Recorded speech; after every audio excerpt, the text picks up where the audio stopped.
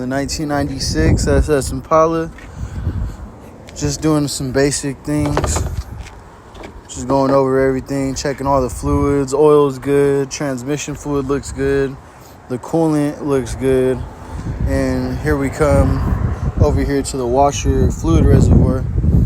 If you know these cars, then you know it's actually kind of hard to get a nice quality reservoir.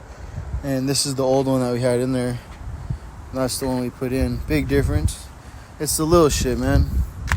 Like even this K&N, this is actually pretty new, but I'm going to swap that out and put a new one in there.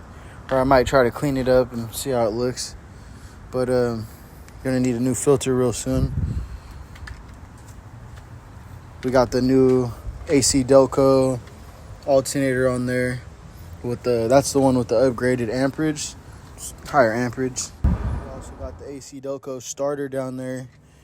Yeah, man, new battery we just put in. We were having some trouble with a starting issue. The fan's not kicking on. We checked the relay. We checked all the fuses in the fuse box.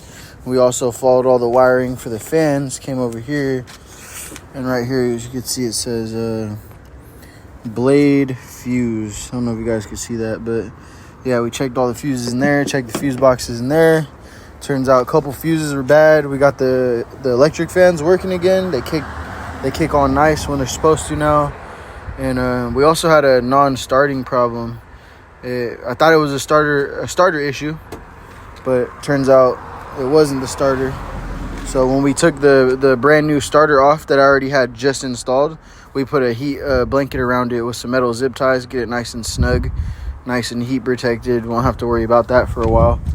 Brand new coolant reservoir, looking good. Got the coolant all topped off. GM deck's cool.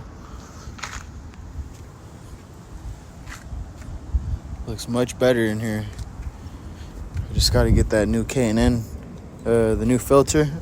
Or like I said, I might try to clean that filter. We'll see what that looks like. Let me know if you guys got any questions or any advice you guys can give me. Definitely trying to build this car up.